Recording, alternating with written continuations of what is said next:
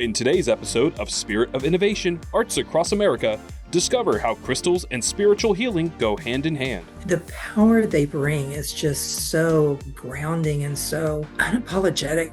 Mentorship transforms more than just careers, it changes lives. It has changed me in the way most people say, like, when you give something that you usually get it back tenfold. Community service organizations drive progress and create real results. Hear more during our Community Roundtable. Spirit of Innovation Arts Across America, award-winning TV show with your hosts, Diane Strand and Scott Strand, the co-founders of JDS Studio and nonprofit JDS Creative Academy, bringing together award-winning programming with education and training. This cross-collaborative production brings you impactful stories, creative voices, and good-to-know Southern California information you need to know. Spirit of Innovation Arts Across America starts now. Welcome to our November episode of Spirit of Innovation Arts Across America. This show is produced by the nonprofit JDS Creative Academy, which we founded 11 years ago. I've met hundreds of other fellow business owners, and do you know what they've said was an important key factor to their success? The answer might surprise you. It's mentorship, and I couldn't agree more. The opportunity to learn from others who have already walked the path is an invaluable experience. Spirit of Innovation explores the importance of mentorship and what it can achieve. Here's more. The dictionary defines a mentor as a trusted counselor and guide. While the words are straightforward, when it comes to teaching and learning, the actual mentorship experience can be transformative. There's this great saying, the system that created the problem cannot be the system that solves it. And so as the mentor, you come in and you're like, let me look at the system. And then you ask questions, because you're not just like, let me just solve it for you. And you kind of show them, hey, look, there's some solutions outside of this box that you're in. And they go, oh, what? And then, oh, wow, there's so much. And like, that's literally all it takes. Signing up for a class or taking a course also is helpful to get the fundamental understanding of a topic, right? But mentoring is very specific to the context of the person, to the situation, the needs actually of the person. When it comes to career enhancement, finding the right mentor is invaluable. The online mentoring club helps members meet mentors in a wide variety of interests and industries. The mentoring club is a community of more than 6,000 mentors and 12,000 mentees from around the world, really. Experienced professionals, mentors. They help graduates or people who want a career change. What makes it so unique is that the community is really open to anyone. While paid professional coaching is available, most of the club's mentoring sessions are free, with mentors donating their time. The vast majority actually want to give back, so they also have the feeling, I have a lot of experience, I have expertise, and I can help someone who actually could benefit from this expertise. Many businesses also see the benefits of the club and encourage their employees to sign up for help with specific goals. They don't do this because they are philanthropists, because they think my employees deserve better, but they do this because they see a benefit for the company, right? There's this really old quote where the CEO asks, what if we train employees and they leave? And then the CTO answers, yeah, what if we don't and they stay? People can actually grow through mentoring, and they will be able to navigate their situations in a better way. Many youth-serving organizations also rely on volunteer mentors. It's a mainstay of the Big Brother Big Sister program, where the Bigs mentor at-risk kids, the little brothers and sisters. My little brother is Jacob, and he's now 13. We've been matched for, again, almost about 3 years. We actually were voted for match of the year this year, which was a great, amazing honor. In the beginning, he struggled with a lot of bullying at school. He would say oh yeah, one of my friends was really mean to me. And I was like, well then why are they your friend? And so we were able to define what would make a good friend for him. His grades increased. His mom, she's sent me texts like, oh my gosh, thank you so much. He's doing so much better. As in most mentor-mentee relationships, the bigs get just as much out of the experience as the littles. It has changed me in the way that I think most people say, when you give something, that you usually get it back tenfold. And that has been truly my experience. That you can be yourself and authentic, and really, I think in the end, Even outside of just this mentorship, that's all people really want from you, and that's kind of one of the big things I've learned from being his mentor. At its heart, mentorship is about people helping people. It's where true growth occurs, and its value is incalculable. Crystals are defined as specific types of minerals that are characterized by their repeating arrangement of atoms, molecules, or ions. While crystals often make for beautiful jewelry or decorative decor, they also have a deeper meaning and effect. Have a look. Known for their intricate cuts and mesmerizing color patterns, crystals have been more popular than ever. In fact, the global market for crystals, or crystal therapy products, is expected to reach $280 million by 2033, compared to its current $180 million value, now in 2025. Crystal practitioners say they can boost several metaphysical properties, including energy, motivation, and emotional healing. There's all kinds of uses. So it depends on what you want to heal. Clear amethyst, which is at the bottom of this, is known for its health properties. Then citrine is known for creativity and things like that. While each crystal carries its own natural energy, the belief that people place in them plays a large part in their power. But the crystal does its thing all the time, no matter what you're doing to it. But I think you notice the difference because of your intention. You can use any crystal for healing if your intention is right. The power they bring is just so grounding and so unapologetic. Crystals can also be used in a common practice called crystal healing to heal the body's chakras. We have chakras. We have 7 major chakras in the body. And there are stones that correspond with the chakras. The chakra system is where your energy is stored. And sometimes you can get all out of balance. So I use my pendulums, and if they're going in a certain direction or if they're swinging madly, I know things are out of balance. So what I will do is I will choose a stone. So like if I find that the crown chakra is out of balance, I'll put an amethyst underneath their head. You just let the energy of the stone help balance the energy centers of the body. Whether you believe in their healing power or not, crystals can still make for pretty accessories and home decor items. I put mine at my front door for the energies. There's all kinds of uses, not the least of which jewelry. It makes you feel better, and it just gives you a little oomph, I think. Whichever way you decide to incorporate them in your life, crystals serve as a reminder that hope and clarity come in many forms. I know you're a big fan of crystals and stones in our house because there's a few in almost every room. Yes, I really enjoy collecting them and wearing them. Yes, I go into every little stone shop that there is. Yeah, you do. And I don't mind rubbing them once in a while. It just sort of feels like it's good luck, maybe. I don't know. They do bring power. I know that. But now it's time for the Community Roundtable, where we invite the community stakeholders to discuss topics and issues that affect all of us. In the spirit of the holidays, this month's Community Roundtable is all about giving. Joining us at the table is Esther Fala, president of the Temecula Rotary Club, and Dr. Alan Winkelstein, president of Temecula Lions Club. He is also the immediate past district governor for the Lions Club District 4, L5, serving Riverside and San Bernardino counties. Take a look. Welcome back to the Community Roundtable. We have 2 great organizations that are on a national level that drill down to the local level. So I want to talk with our guest today a little bit about how your local chapters work from here to across the country and how they contribute to communities here in the U.S. and what positive changes have you seen. Let's start with you, Esther, and Rotary Club. Thank you, Diane.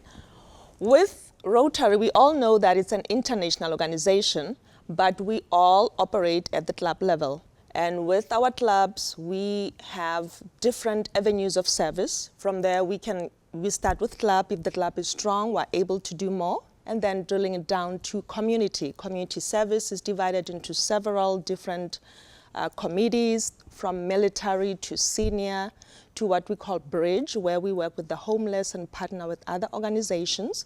And in addition, we also support the military. Then the other avenue of service is the youth. We need to empower the next generation. And then the final one, of course, it's international service. I love that. You guys do so much here locally in the community. And how does that work with the Lions Club? Well, it's pretty similar. We also reach locally, community. We also, on a regional level, reach out through the community and through the county and through the state, as well as nationally, as well as internationally. And then we work throughout the state. We have programs that we do, scholarship programs for high school students. We also run nationally. There's a great program for vision called KidSight, which we dealing with preschool students and kids in Head Start programs, which is now going internationally as well. So we have programs on all levels. Also deal with the youth. Very similar programs to Rotary. Well, more locally, as communities kind of grow and change, how do you see your clubs adapting to those changes and still fulfilling some needs in the communities? Well, I think probably the need for food is probably a big concern, especially now what's going on with our with our government ourselves. We'll see what happens this next week or so. Do you ever collaborate together with some other local organizations so that your impact could get greater? Well, locally, we have not done that very well. However, I will say this, on an international level, we have. Well, here we are at the roundtable. Maybe we are starting something new for 2026. Making a connection here, hopefully. Yes. I think collaboration is key, definitely, because it seems as though we are doing similar, if not the same. And when you mentioned locally here, with Thanksgiving coming up here in the United States, we always find a lot of communities with food insecurity, right? And one of our big projects is collecting food. We get names from the school district, and over 250 families will receive a huge big basket with all different types of food, canned goods, to allow them to have a decent meal during the holidays. And from those families also, we have those kids getting toys from the local clubs here in the United States. But getting back to that, yes, other than just the Lions Club and Rotary, we also partner with other local clubs here or other organizations. We know that the city is part of us working with them, cleaning, keeping our community clean is part of a big project. The Creek Inn, we always clean that. There's a park here locally. Then with our youth, how do we teach them to be part of all these big events? So no, definitely collaboration is key, and that eliminates unnecessary competition. Well, so many great topics we could continue to talk about and move through, because these are some great organizations that we have here. But we are out of time on the roundtable, and I want to thank you for joining us. Till next time, we'll see you on the roundtable. Celebrating Thanksgiving doesn't have to involve hours of cooking in the kitchen or flying across the country to visit family. SOIT member Aryn has a few other ideas for the holiday weekend that you're sure to enjoy. Have a look. There are many different ways to spend Thanksgiving and feel thankful. No matter your situation, there are plenty of options to make the holiday weekend special. Here's some restaurants and activities that provide a great Thanksgiving experience. Look for local restaurants for that family feel. The Naughty Pig Butchery in Murrieta, California prepares many different meats and meals for pickup. They also do catering, so you can order a meal days ahead before the Thanksgiving holiday and share it at home, or even out on a picnic as you gather with friends throughout the weekend. Wineries and casinos are also great places to hang out at during the holidays. Pechanga Resort and Casino in Temecula, California offers meals for pickup, so you have everything to serve a full holiday meal. You would just need to reheat it, and it's ready to serve. Remember to order early, as these places get very busy. Not only is Thanksgiving a time to be with friends and loved ones, but it's also a time to help those in need, especially around the holidays. Nonprofits are looking for volunteers this holiday season and are accepting donations to help those in need. Look for events for a good cause to get involved with in your area. This one here in my region looks fun. The annual Temecula Turkey Trot and Food Drive. You can start your holiday with a 5K run and even get into a costume contest. Plus, you can donate 3 non-perishable items to the Circle of Care Food Pantry. Register for this one or one in your area at findarace.com. We hope you enjoy these unique choices for making your Thanksgiving holiday exciting. If you have any recommendations on where to visit and cover, send us an email at spiritofinnovation@jdscreativeacademy.org. Now back to you in the studio. Thank you, Aryn. Great job on that segment as always. We wish everyone a wonderful holiday season, no matter how you celebrate. Now we have the Good to Know, where we explore the topics that matter, that are truly good to know and affect all of us. As we head towards the end of the year, many high school seniors are deep in the process of preparing for their college applications. Meanwhile, on the top of their parents' mind is the question, how the heck am I going to pay for this? Yeah, it's a good thing that November is National Scholarship Month, which serves as a reminder for students to take the time to find free money to help offset some of those college costs. Filling out the free application for the Federal Student Aid, or FAFSA, is a good first step, since it's essential for assessing many scholarship and financial aid opportunities. Also, be sure to check out the resources at your child's high school. There you can find information on local scholarships, including those provided through the National Dollars for Scholars program. JDS Creative Academy proudly sponsors 5 scholarships through Dollars for Scholars at 2 of our local school districts. Unfortunately, not everyone takes advantage of this opportunity. At our school district, Temecula Valley Unified, there were 2,200 graduating seniors last year, but only about 900 applied for the Dollars for Scholars scholarships. There are also millions of regional and national scholarships out there. And unfortunately, many students aren't aware of them or think they don't qualify.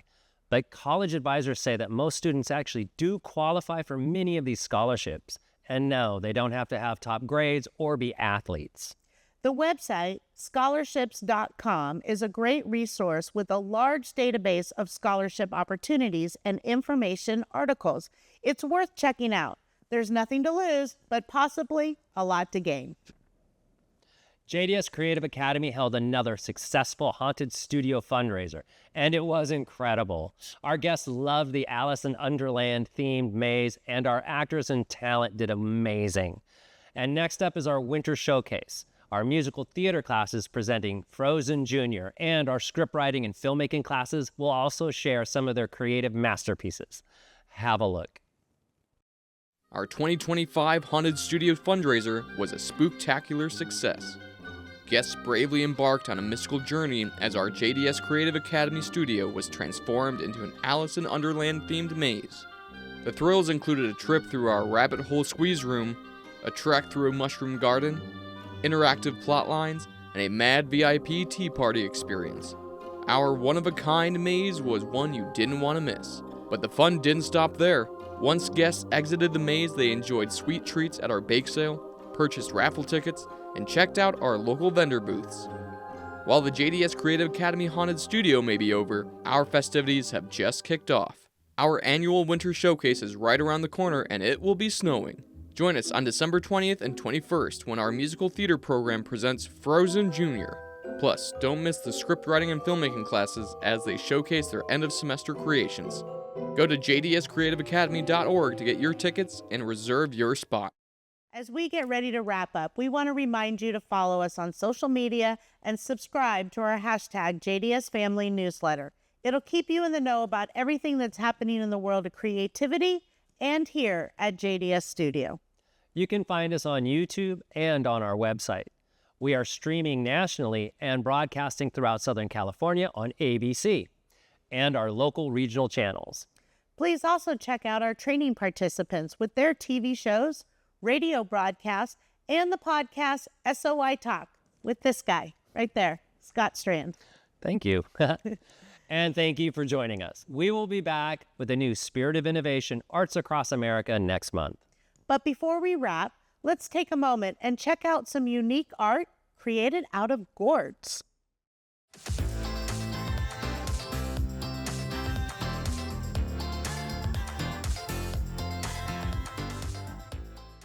Thanks for tuning in. Until next time, SOI out.